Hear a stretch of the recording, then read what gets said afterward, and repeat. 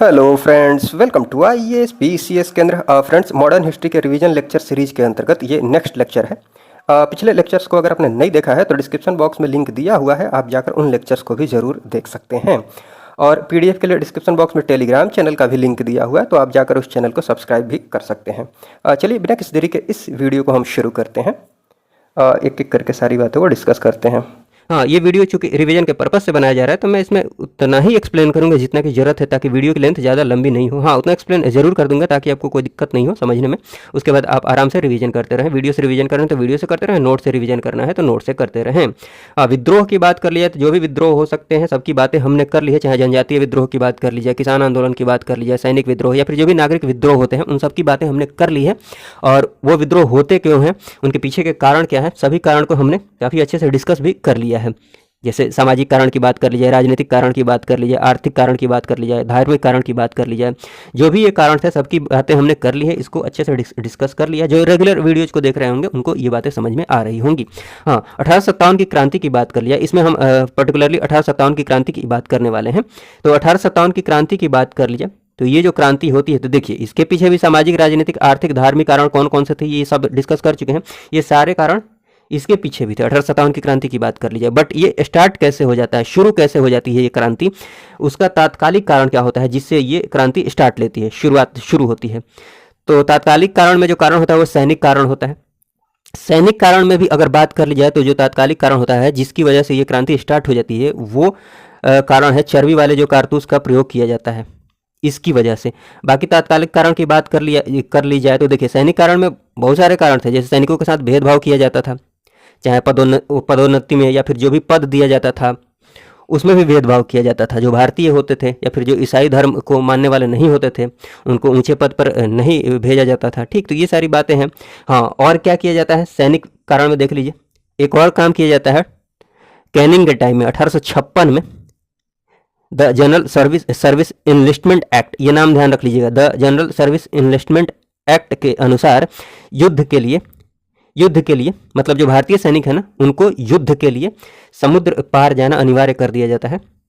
समुद्र पार करके विदेशों में जाना, दूसरे देशों में जाना। बट भारतीयों के लिए बात की जाए तो समुद्र को पार करना अशुभ माना जाता था। ठीक, इस वजह से भी सैनिकों में काफ़ी रोष उत्पन्न हो जाता है। तो ये सारी बातें हैं। उसके बाद तात्कालिक कारण की बात कर ली जाए तो देखिए यहाँ से ये क्रांति स्टार्ट होती है। 1857 की क्रांति की बात कर लिए। चर्बी वाले जो कारतूस है ना इसके प्रयोग का अफवाह फैलता है कि जो इनफील्ड राइफल आया होता है उस टाइम में, राइफल का नाम क्या है, इनफील्ड। तो इनफील्ड नामक जो राइफल होता है ना, ये अफवाह फैलती है कि ये जो राइफल है इसमें चर्बी वाले कारतूस हैं। चर्बी मतलब गाय और सुअर की चर्बी उसमें मिलाई गई है, जिसकी वजह से जो हिंदू होते हैं, हिंदू सैनिक भी प्रभावित होते हैं, मतलब वो भी आक्रोशित होते हैं, और मुस्लिम जो होते हैं वो भी आक्रोशित होते हैं। गाय की वजह से हिंदू होते हैं और सुअर की वजह से मुस्लिम होते हैं। तो चर्बी वाले जो कारतूस की अफवाह फैलती है ना, मतलब ये चर्बी वाले कारतूस का जो प्रयोग किया जाता है अंग्रेजों के द्वारा इनफील्ड राइफल में, नाम ध्यान रख लीजिएगा, इसकी वजह से ये क्रांति स्टार्ट होती है। यहाँ पर होता क्या है, इस चर्बी वाले कारतूस की वजह से मंगल पांडे के द्वारा 29 मार्च 1857 को बैरकपुर की छावनी में, और रेजिमेंट का नाम ध्यान रख लीजिएगा 34वीं रेजिमेंट, ये इंपॉर्टेंट है, 34वीं एनआई रेजिमेंट के मंगल पांडे ने, लेफ्टिनेंट, वहाँ का जो लेफ्टिनेंट था, लेफ्टिनेंट बाग, और जनरल जो था यूसन, उसकी हत्या कर दी जाती है। किसके द्वारा, मंगल पांडे के द्वारा। ये बात ध्यान रख लीजिएगा, ये ध्यान रख लीजिएगा 34वीं एनआई रेजिमेंट। ठीक है, इस कारतूस की वजह से, चर्बी वाले कारतूस की अफवाह की वजह से, प्रयोग की वजह से। उसके बाद बात कर ली जाए, उसके बाद होता क्या है कि मंगल पांडे को फांसी दे दी जाती है 8 अप्रैल 1857 को, इसकी वजह से। फिर जिसकी वजह से क्रांति की डेट निर्धारित की जाती है, तिथि निर्धारित की जाती है कि क्रांति की शुरुआत की जाएगी। डेट निर्धारित की जाती है 31 मई 1857, मतलब ये निर्धारित किया जाता है कि 31 मई 1857 को क्रांति की शुरुआत की जाएगी। बट क्रांति का प्रारंभ की बात कर लीजिए, क्रांति की शुरुआत की बात कर लीजिए तो क्रांति जो है ये प्रारंभ हो जाती है कब, 10 मई को ही प्रारंभ हो जाती है। कहाँ से, मेरठ से प्रारंभ हो जाती है, समय से पहले ही प्रारंभ हो जाती है, जिसका भी दुष्परिणाम मतलब इसका भी नेगेटिव प्रभाव पड़ेगा, इसका नकारात्मक प्रभाव पड़ेगा इस क्रांति पर। बाकी हम अभी वो नहीं बात करने वाले हैं, हम लास्ट में बात करेंगे आखिर असफल क्यों हुआ, उसमें हम इसको डिस्कस कर लेंगे। हाँ, तो 10 मई को ही ये इस क्रांति की शुरुआत हो जाती है। 12 मई को ये मेरठ से शुरुआत होती है, 12 मई को दिल्ली पर अधिकार कर लिया जाता है, और यहाँ से ये अपना नेता चुनते हैं। दिल्ली की बात कर लिया तो किसको, जो अंतिम मुगल सम्राट होते हैं बहादुर शाह जफर। ठीक, तो ये बात ध्यान रख लीजिएगा, अभी हम बात करने वाले हैं। तो 12 मई को दिल्ली पर अधिकार कर लिया जाता है। और जो 1857 की क्रांति होती है, इसके अंतर्गत स्वाधीनता संग्राम का जो प्रतीक चिन्ह होता है वो क्या होता है, कमल और रोटी को प्रतीक बनाया जाता है। तो ये बात आप ध्यान रख लीजिएगा, कमल तो आप जरूर ही ध्यान रख लीजिएगा, प्रतीक क्या होता है, कमल, तो ये जरूर ध्यान रख लीजिए। उसके बाद चलिए जो भी 1857 की क्रांति की बात कर लीजिए, अलग अलग जगहों से जो महत्वपूर्ण नेतृत्व प्रदान किया जाता है, जो लीडर्स होते हैं उनका नाम इंपॉर्टेंट है, और दमन किनके द्वारा किया जाता है तो वो भी कहीं कहीं पर इंपॉर्टेंट है, तो उनको भी देख लेंगे जो इंपॉर्टेंट नाम है। बाकी जो नेतृत्व करता है, जिनके द्वारा लीड किया जाता है इस क्रांति को, उनका नाम इंपॉर्टेंट है। जैसे दिल्ली की बात कर लिया, दिल्ली की बात कर लिया तो यहाँ से बहादुर शाह जफर और बख्त खान का नाम जरूर ध्यान रख लीजिएगा, ठीक है। बट दिल्ली की बात कर लिया तो यहाँ की क्रांति का, हाँ, दमन किनके द्वारा कर दिया जाता है तो ये नाम ध्यान रख सकते हैं, निकलसन और हडसन के द्वारा इसका दमन किया जाता है। तो नेतृत्वकर्ता और दमनकर्ता का नाम ध्यान रख लीजिएगा, नेतृत्वकर्ता का नाम जरूर ध्यान रख लीजिएगा, दमनकर्ता का भी नाम उसके बाद जरूर ध्यान रख सकते हैं। उसके बाद देख लीजिए कानपुर की बात कर लीजिए, इंपॉर्टेंट है। कानपुर की बात कर ली जाए तो यहाँ से जो 1857 की क्रांति का नेतृत्व किया जाता है, यहाँ से जिसके द्वारा लीड किया जाता है वो कौन होते हैं, नाना साहब। नाना साहब जिनको धोंदो पंत के नाम से भी जाना जाता है। नाना साहब की बात की जाए तो ये कौन है, बाजीराव द्वितीय, जो अंतिम मुगल मैं बोल रहा हूँ, अंतिम मराठा साम्राज्य के पेशवा थे। कौन, बाजीराव द्वितीय, अंतिम पेशवा थे ये। बाजीराव द्वितीय के ये पुत्र हैं, दत्तक पुत्र थे। कौन, नाना साहब। तो ये बात ध्यान रख लीजिएगा, नाना साहब कौन है, बाजीराव द्वितीय के दत्तक पुत्र, ठीक है ना। हाँ, तो नाना साहब के द्वारा लीड किया जाता है, कहाँ से, कानपुर से। 1857 की क्रांति की बात कर ली जाए, और यहाँ से तात्या टोपे का भी सहयोग मिलता है, कानपुर में बात कर ली जाए। लेकिन तात्या टोपे फिर कहाँ चले जाते हैं, हाँ, तात्या टोपे को ही रामचंद्र पांडुरंग के नाम से जाना जाता है। तो तात्या टोपे चले जाते हैं यहाँ से कहाँ, ग्वालियर जाते हैं। बट वहाँ पर देख लीजिए, तो ये बात ध्यान रख लीजिएगा, ग्वालियर में जो नेतृत्व प्रदान किया जाता है, ग्वालियर की बात कर ली जाए तो वो तात्या टोपे के द्वारा, इसमें मैंने लिखा नहीं है तो यहाँ से आप ध्यान रख लीजिएगा। पहले कानपुर, फिर ये कहाँ चले जाते हैं, ग्वालियर चले जाते हैं। हाँ, यहाँ पर ध्यान रख लीजिएगा कि ग्वालियर में मानसिंह जो होता है ना, उसके विश्वासघात के कारण तात्या टोपे को फांसी मिल जाती है, मतलब ये पकड़े जाते हैं, उसके बाद इनको फांसी की सजा सुनाई जाती है।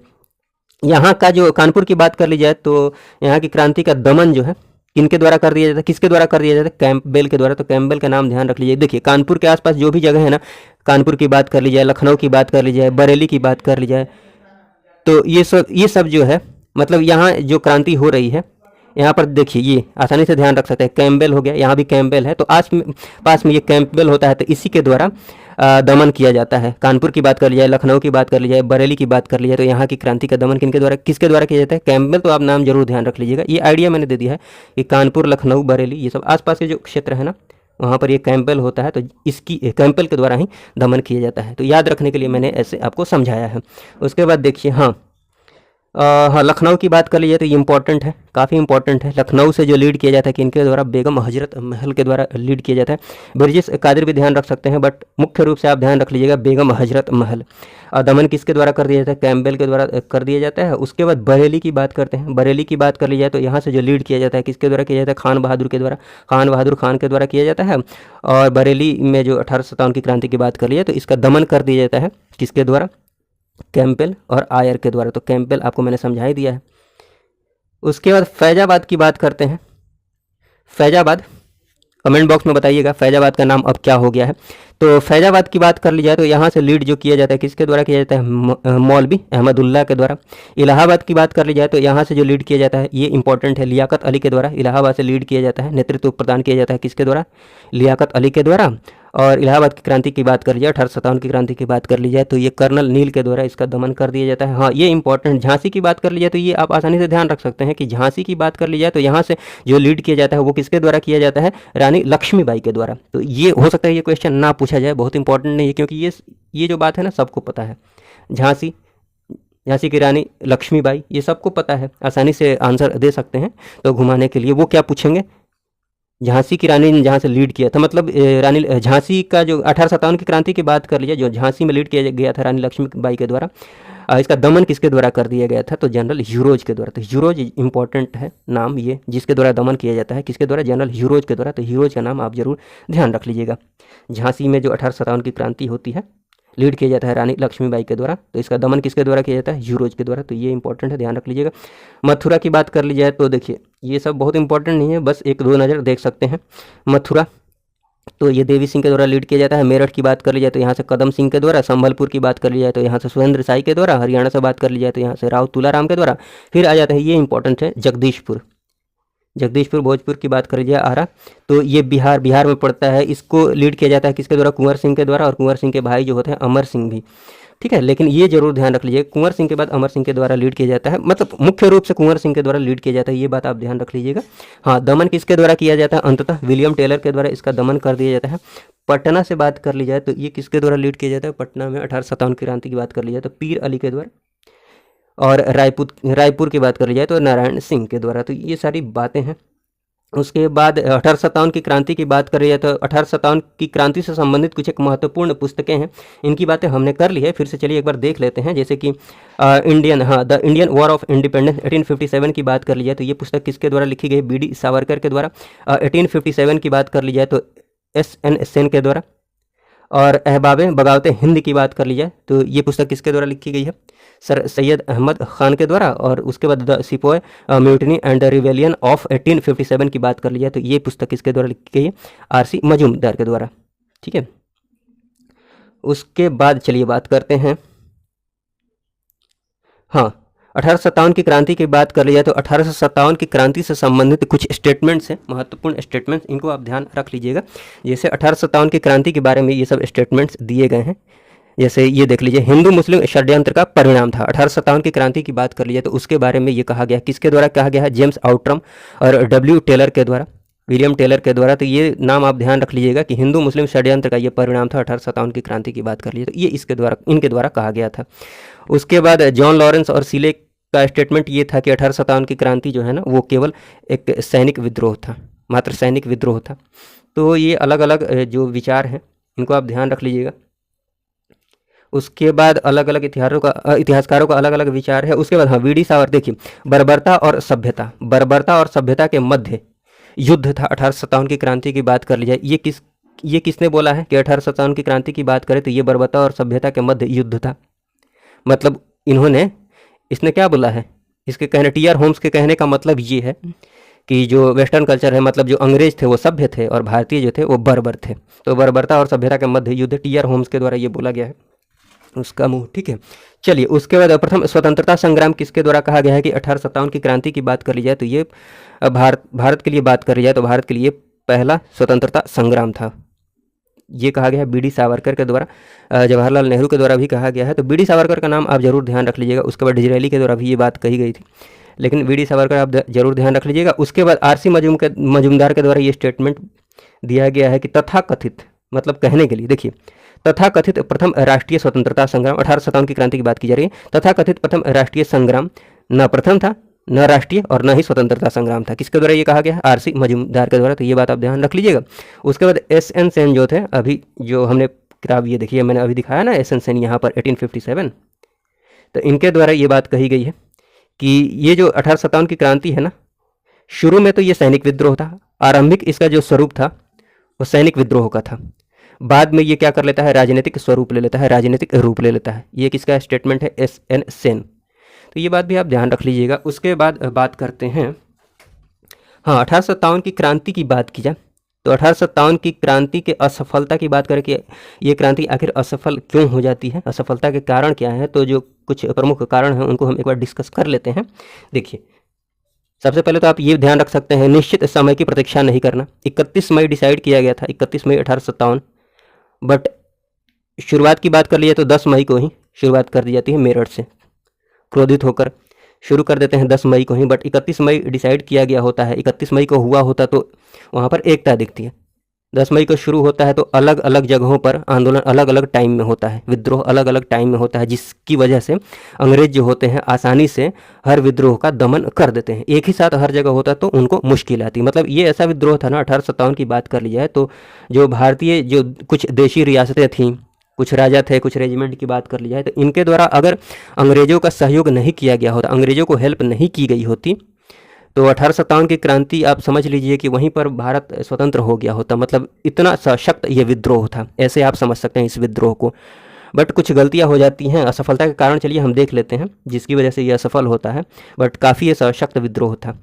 हाँ, तो निश्चित समय की प्रतीक्षा नहीं किया जाता है। उसके बाद देखिए, देशी राजाओं आदि का देशद्रोही रुख, जैसे ग्वालियर के सिंधिया के द्वारा, मतलब इंदौर के होलकर की बात कर लिया, हैदराबाद के निजाम की बात कर लिया, सिख रेजिमेंट आदि की बात कर ली जाए, तो इनके द्वारा अंग्रेजों को सहायता प्रदान कर दी जाती है, जिसकी वजह से जो 1857 की क्रांति की बात कर लिया तो ये थोड़ा कमज़ोर पड़ जाता है। उसके बाद आंशिक रूप से सांप्रदायिकता का खेल खेलते हैं ये अंग्रेज। पूर्ण रूप से देखिए हिंदुओं और मुस्लिमों को तो ये नहीं तोड़ पाते हैं, नहीं लड़ा पाते हैं, बट आंशिक रूप से ये सांप्रदायिकता का खेल खेलने का प्रयास करते हैं। जैसे कि सिख रेजिमेंट और मराठा, इसी खेल में मतलब सांप्रदायिकता के आधार पर ही सिख रेजिमेंट और मद्रास के जो सैनिक होते हैं उनको अपने पक्ष में कर लेते हैं। तो ये बात आप थोड़ा सा ध्यान रख सकते हैं कि आंशिक रूप से सांप्रदायिकता का खेल खेलने का प्रयास किया जाता है अंग्रेजों के द्वारा। उसके बाद हाँ, ये देखिए संपूर्ण देश में प्रसारित नहीं होना, मतलब 1857 की क्रांति की बात कर ली जाए तो ये पूरे देश में प्रसारित नहीं होता है। अगर देखने जाइएगा तो मुख्य रूप से ये उत्तर भारत में ही प्रसारित होता है, दक्षिण भारत तो इसे अछूता ही रह जाता है। ठीक, तो ये बात आप समझ सकते हैं, इससे आप समझ सकते हैं कि हाँ, यूनिटी की बात तो आएगी ही नहीं ना। अभी तो हमने बात कर ली है, निश्चित समय के पहले ही ये आंदोलन प्रारंभ हो जाता है, तो यूनिटी यहाँ कहाँ दिखेगी? अलग अलग टाइम में अलग अलग जगह पर ये क्रांति होती है। उसके बाद बात कर लेते हैं संपूर्ण देश में, हाँ ये बात हो चुकी है। आधुनिक शस्त्र अस्त्र की बात कर लीजिए, आधुनिक शस्त्र अस्त्र का अभाव था भारतीयों के पास। उनके पास मॉडर्न हथियार थे, बंदूक, गोला। ठीक, तो इसकी वजह से वो काफ़ी आसानी से लड़ पा रहे थे। एक तो शस्त्र कम थे भारतीयों के पास बात की जाए तो, और दूसरी बात इनके पास परंपरागत है, पुराने हथियार थे, तीर धनुष कमान लाठी वाठी, ठीक ना, इस टाइप से समझ लीजिए। उनके पास क्या थे? आधुनिक हथियार थे, अपने पास भाला, तीर धनुष, ये सारी चीज़ें थी, तलवार, उनके पास बंदूक, तोप, गोले, ये सारी चीज़ें थी, आधुनिक हथियार थे। जबकि जो भारतीय थे इनके पास परंपरागत हथियार थे। तो ये सारी बातें हैं, तो इसका अभाव था। उसके बाद हाँ, सहायक जो साधन थे, सहायक साधनों का अभाव था, जैसे रेल हो गया, डाक हो गए, रेल के माध्यम से हथियार की बात कर लिए, जो भी सामग्रियां हैं वो पहुंचाई जा सकती थी इजीली। डाक की बात कर लिया, कोई भी सूचना पहुंचानी है, तार की बात कर ली जाए, परिवहन आदि की बात कर लिया, तो रेल परिवहन दोनों एक ही में आ जाएंगे। तो ये सारी चीज़ें जो है ना, ये एग्जाम्पल्स के रूप में मैंने यहाँ पर लिख दिया है। तो सहायक साधनों का अभाव था, तो ये सारी बातें हैं। उसके बाद देखिए सैनिक संख्या में भी अंतर, सैनिकों की बात कर लिया तो एक तो उनके पास जब ये क्रांति होती है तो उस समय लगभग 96,000 सैनिक थे। अंग्रेजों की बात कर लीजिए, बाद में वो क्या करते हैं, जो देशी रियासत होते हैं कुछ जो इनकी हेल्प करते हैं, तो देशी रियासत के जो सैनिक होते हैं उनको भी अपने उनको भी अपने में मिला लेते हैं, अपने पक्ष में कर लेते हैं, उनका सहयोग भी मिल जाता है इन सैनिकों को। तो सैनिकों की संख्या में भी अंतर होता है। फिर ये समझ ही चुके हैं, ये मैं समझा चुका हूँ, तो इसको अलग से समझाने की जरूरत नहीं है। एकीकृत विचारधारा एवं राजनीतिक चेतना की कमी थी, तो ये एकीकृत विचारधारा की बात कर ली जाए तो ये तो स्टार्टिंग में ही मैंने समझा दिया है, यूनिटी नहीं थी। उसके बाद हाँ, बात करते हैं, एक और बात ध्यान रख लीजिएगा, मैं भूल गया, हाँ, ये जो नाम आया था ना यहाँ पर, ये एस.एन. सेन 1857, जिनके द्वारा पुस्तक की बात कर लिया, 1857 पुस्तक का नाम है। ये पुस्तक किसके द्वारा लिखी गई है? एस.एन. सेन। और एस.एन. सेन जो है ना, इनको भारतीय स्वतंत्रता संग्राम की बात कर ली जाए, भारतीय स्वतंत्रता संग्राम का सरकारी इतिहासकार कहा जाता है। किसको? एस.एन. सेन को। भारतीय स्वाधीनता आंदोलन का सरकारी इतिहासकार किसको कहा जाता है? एस.एन. सेन को। तो ये बात जरूर ध्यान रख लीजिएगा, इंपॉर्टेंट बात है। हाँ, उसके बाद चलिए क्रांति के असफलता के जो प्रमुख कारण हो सकते हैं उनको हमने डिस्कस कर लिया है। उसके बाद क्रांति के परिणाम क्या होते हैं उनको डिस्कस कर लेते हैं एक बार, महत्वपूर्ण रूप से जो भी परिणाम होते हैं। तो ये सारी चीज़ें जो है ना, ये अगर पीटी में अच्छे क्वेश्चंस बनते हैं वहाँ पर ये जो स्टेटमेंट्स हैं, ये देखिए असफलता के जो कारण हैं इनको, या फिर जो परिणाम होते हैं इनको यूज किया जा सकता है। बाकी ये मेंस के लिए काफ़ी इंपॉर्टेंट है, ये सारी बातें मेंस के लिए काफ़ी इंपॉर्टेंट है। ये सारी बातें एज इट इज़ ऐसे आप छाप सकते हैं, एज इट इज़, ठीक है, ये सारी बातें।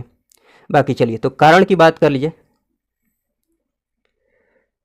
तो हाँ, क्रांति के जो 1857 की क्रांति की बात कर लीजिए तो इसको जो परिणाम होते हैं, क्या क्या परिणाम होता है, इसका क्या प्रभाव पड़ता है, तो अंग्रेजों के पक्ष में देखिए क्या प्रभाव पड़ता है, क्या परिणाम होता है, कौन कौन सी चीज़ें बदलती हैं। अंग्रेजों के पक्ष में बात कर लिया तो क्या होता है, देखिए सत्ता का हस्तांतरण हो जाता है। हस्तांतरण कहने का मतलब पहले जो शासन था यहाँ पर ईस्ट इंडिया कंपनी का था, हाँ, अप्रत्यक्ष रूप से क्राउन का था, मतलब जो ब्रिटिश शासन था उनका था। बट यहाँ पर देख लीजिए 1857 की क्रांति के बाद होता क्या है कि भारत शासन अधिनियम 1858 के तहत कंपनी का शासन पूर्णतया यहाँ से समाप्त करके, मतलब भारत का जो शासन है वो सीधे क्राउन के अधीन कर लिया जाता है, क्राउन के हाथ में ले लिया जाता है भारत का शासन प्रत्यक्ष रूप से 1857 की क्रांति के बाद। तो ये बात समझ लीजिएगा। उसके बाद हाँ, सतर्कता में वृद्धि कर दी जाती है। वृद्धि कहने का मतलब ये है जो अंग्रेज होते हैं ना, अब सतर्क हो जाते हैं, अलर्ट हो जाते हैं। हल्के में नहीं लेते हैं भारतीयों को, ठीक है। तो ये सिंपल सा स्टेटमेंट है, तो इसमें कुछ समझाने वाली बात है नहीं। PDF number 1112। और हाँ, ये जरूर ध्यान रख लीजिएगा, पील आयोग की बात कर लिए तो पील आयोग का गठन किया जाता है। ये जो पील आयोग है ये संबंधित किससे है, ये इंपॉर्टेंट बात है। ये है भारतीय सेना के नवगठन से संबंधित है। असल में होता ये है कि 1857 की क्रांति से पहले, पील आयोग के गठन से पहले जो ईस्ट इंडिया कंपनी थी उसकी जो सेना थी उसमें भारतीय और जो यूरोपीय सैनिक थे उनका जो अनुपात होता था वो होता था 5:1। 5:1 का मतलब ये हुआ कि अगर यूरोपीय सैनिक 1 है तो भारतीय सैनिक कितने, 5 गुना होते थे। ये बात आप ध्यान रख लीजिएगा। मतलब इधर की तरफ 1000 यूरोपीय सैनिक है तो ये कितने हो जाएंगे, 5000 हो जाएगा, 5000 हो जाएंगे, 5 टाइम्स, ठीक है। बट पील आयोग के गठन के बाद, पील आयोग के गठन के बाद ये अनुपात जो है इसको कम करके कितना कर दिया जाता है, 2:1। 2:1 कहने का मतलब ये हुआ कि अब जो भारतीय सैनिक होंगे यूरोपीय सैनिकों की तुलना में डबल होंगे। पहले 5 गुना होते थे, अब 2 गुना कर दिया जाता है कम करके। मतलब इधर की तरफ 1000 यूरोपीय सैनिक है तो इधर की तरफ भारतीय सैनिकों की बात कर लिए तो भारतीय उसमें कितने होंगे, 2000 होंगे। ये बात आप समझ पा रहे होंगे। मतलब कम कर दिया जाता है भारतीयों की संख्या सेना में, ये बात समझ लीजिएगा। तो अनुपात यहाँ पर कम हो गया है ना। अगर कोई क्रांति की सुगबुगाहट होगी तो आसानी से इनके द्वारा दबा दिया जाएगा। इधर 1000 ही सैनिक है बट इनके पास आधुनिक हथियार थे, ठीक। और ये ऊंचे पद पर होते थे, ये ज़्यादा इनके पास सुविधाएं थी। इनके पास भी हथियार प्रोवाइड किया जाता था बट उतना ही जितना ज़रूरत है। ये बात आप समझ लीजिएगा। आसानी से इनके द्वारा इनको दबाया जा सकता था बट 5000 होते तो आसानी से नहीं दबाया जा सकता था। तो ये जो क्रांति हुई थी, आप समझ पा रहे होंगे, ये जो क्रांति होती है भले बहुत सारे कारण होते हैं लेकिन मुख्य रूप से ये जो क्रांति, इस क्रांति की शुरुआत होती है वो सैनिक कारण से होती है, सैनिकों के द्वारा शुरुआत होती है। बाद में बाकी लोगों ने भी हिस्सा इसमें लिया है, जमींदार जागीरदार भी हिस्सा लेते हैं बट मुख्य रूप से इस क्रांति की जो शुरुआत होती है किसके द्वारा होती है, सैनिकों के द्वारा होती है। ये बात समझ रहे होंगे। तो ये इनको सैनिकों से डर था जिसकी वजह से सैनिकों की संख्या कम कर दी जाती है। और यहाँ पर देखिए हथियार आदि पर भी, शस्त्र पर भी प्रतिबंध लगा दिया जाता है कि जो भारतीय हैं वो हथियार नहीं रख सकते हैं, ठीक, डर की वजह से। तो ये बात आप समझ लीजिएगा। हाँ, तो ये मैं आपको, हाँ, कहाँ गया, पील आयोग का गठन। तो हाँ, पील आयोग के गठन को मैंने आपको समझा दिया, ये ध्यान रख लीजिएगा। भारतीय सेना के नवगठन से ये संबंधित है। अस्त्र शस्त्र की बात कर लिया तो इस पर भी प्रतिबंध लगा दिया जाता है कि जो भारतीय हैं वो अस्त्र शस्त्र नहीं रख सकते हैं, जो उनके परंपरागत हथियार है वो भी नहीं रख सकते हैं। ये बात ध्यान रख लीजिएगा। हाँ, देशी राजाओं से मित्रता करने का प्रयास किया जाता है। पहले तो इनके जो मित्र थे वो थे ही जो इनको सहयोग कर रहे थे बट यहाँ से क्या किया जाता है, जितना संभव हो सकता था, जितना इनको पॉसिबल हो सकता था, ये मित्रता करने का प्रयास करते हैं। अपना काम निकालने के लिए प्रयास करते हैं बट मित्रतापूर्ण व्यवहार करने का प्रयास करते हैं ताकि फिर से कोई विद्रोह ना हो जाए। विद्रोह हो तो इनका सहयोग मिल सके। ये बात आप समझ पा रहे होंगे। उसके बाद क्या किया जाता है कि पाश्चात्य संस्कृति, पाश्चात्य सभ्यता, यहाँ छूट गया है सभ्यता, पाश्चात्य सभ्यता के प्रभाव में वृद्धि करने का प्रयास किया जाता है ताकि जो भारतीय हों वो भले तन से भारतीय हों बट मन से क्या हो, मन से अंग्रेज पैदा हों। समझ रहे हैं, अंग्रेजियत भरने के लिए पाश्चात्य सभ्यता के प्रभाव में वृद्धि करने का प्रयास किया जाता है ताकि जो भारतीय हों वो तन से तो भारतीय हों बट मन से क्या हो, अंग्रेज हों, ठीक है। इसलिए तो ये बात ध्यान रख लीजिएगा, पाश्चात्य सभ्यता के प्रभाव में वृद्धि करने का प्रयास किया जाता है। उसके बाद ये किया जाता है कि सरकार जो होती है ना, सरकार की नीति में परिवर्तन किया जाता है। सरकार अपनी नीति में परिवर्तन लाती है। पहले होता ये है कि ईस्ट इंडिया कंपनी की बात कर लिया तो अप्रत्यक्ष रूप से, चलिए, क्राउन का शासन था। ईस्ट इंडिया कंपनी की बात कर ली जाए तो वो भारतीयों की उपेक्षा करते थे, उनको इग्नोर करके चलते थे, नेग्लेक्ट करते थे, उनको इग्नोर करके चलते थे। बट यहाँ पर सरकार को ये बात समझ में आ जाती है कि अब पूरी तरह से इनको इग्नोर करना खतरे से खाली नहीं है। तो भारतीयों की जो पूर्णतः उपेक्षा थी उसको कम किया जाता है। किसके द्वारा? सरकार के द्वारा। अंग्रेजी जो सरकार थी उनके द्वारा जो भारतीयों की पूर्णतः उपेक्षा हो रही थी, इग्नोर किया जा रहा था, उसमें कमी लाई जाती है ताकि फिर से कोई विद्रोह ना हो जाए, क्रांति ना हो जाए, ठीक। तो ये बात आप समझ पा रहे होंगे। तो ये सारी बातें हैं, कुछ महत्वपूर्ण परिणाम है अंग्रेजों के पक्ष में। उसके बाद भारतीयों के पक्ष में क्या होता है देख लीजिए।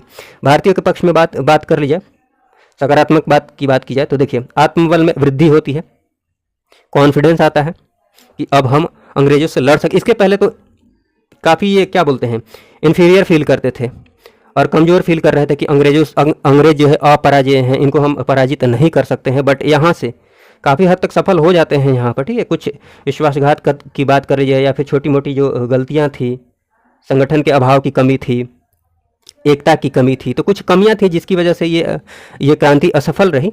बट काफ़ी सशक्त विद्रोह था, ये बात आप ध्यान रख लीजिएगा, जिसकी वजह से आत्मबल में वृद्धि आती है। इन्हें समझ आ जाता है कि हम इनसे लड़ सकते हैं, इनको भगा सकते हैं। ठीक, तो ये बात समझ लीजिएगा। तो आत्मबल में वृद्धि हुई तो निश्चित रूप से राजनीतिक जागृति उत्पन्न होगी, राजनीतिक रूप से लोग जागृत होंगे। हाँ, संगठन की प्रेरणा बनती है कि अब संगठन की जरूरत है, संगठन बनाया जाएगा, जिसकी वजह से मान लीजिए कोई संगठन होगा तभी तो वो निर्णय लेगा कि इस दिन क्रांति की शुरुआत होगी। वो संगठन ही निर्णय लेगा कब क्रांति की शुरुआत करनी है, कब उसको वापस लेना है, कब उसको शुरू करना है, उसी संगठन के आधार पर सारे लोग चलेंगे। ठीक है, एक संगठन होना चाहिए। संगठन नहीं था, जिसकी वजह से आंदोलन की बात कर लीजिए तो अलग अलग क्षेत्रों में अलग अलग टाइम में वो आंदोलन, उस क्रांति की 1857 की क्रांति की बात करें तो अलग अलग जगहों पर अलग अलग टाइम में इसका क्रांति की शुरुआत होती है और पूरे भारत में ये फैल भी नहीं पाता है। अगर संगठन होता तो काफ़ी सुचारू ढंग से इसको प्रभावी बनाया जाता है, सुचारू ढंग से इसको संचालित किया जाता, इस क्रांति को, ये जो विद्रोह किया गया, ये जो आंदोलन शुरू किया गया। ठीक, तो संगठन की प्रेरणा यहाँ से मिलती है कि संगठन जरूरी है। उसके बाद एकता की भी प्रेरणा मिलती है कि यूनिटी बहुत जरूरी है। अगर यूनिटी होती, इनमें यूनिटी होती तो वो आसानी से दमन नहीं कर सकते थे। अगर ये विद्रोह जो था 1857 की क्रांति की बात कर ली जाए, 1857 के विद्रोह की बात करी जाए, ये विद्रोह एक ही टाइम पर हर जगह होता, शुरू होता, तो ये दमन नहीं कर पाते, आसानी से दमन नहीं कर पाते जितनी आसानी से ये दमन कर पा रहे थे। एक जगह दमन करके दूसरी जगह चले जा रहे थे। ठीक है, तो आसानी से दमन कर दे रहे थे। बट एकता होती, हर जगह एक ही टाइम पर ये विद्रोह शुरू होता तो ये दमन नहीं कर पाते, नहीं दबा पाते आंदोलन को। ये बात आप समझ पा रहे होंगे। उसके बाद ये बात आप ध्यान रख लीजिएगा, स्वतंत्रता आंदोलन को एक नई दृष्टि मिलती है। मतलब जो भी आगे आंदोलन होंगे, चाहे असहयोग आंदोलन की बात कर लीजिए, सविनय अवज्ञा आंदोलन की बात कर लीजिए, जो भी आंदोलन आगे होते हैं उनको एक नई दृष्टि मिलती है। देखिए, भारतीयों को समझ में आ जाता है इस क्रांति के बाद की जो अंग्रेज हैं वो काफ़ी सशक्त हैं, काफ़ी कैपेबल है, सक्षम है कि किसी भी आंदोलन को वो दबा सकते हैं। उनके पास आधुनिक हथियार है, उनके पास बेहतर नेतृत्व है, संगठन है।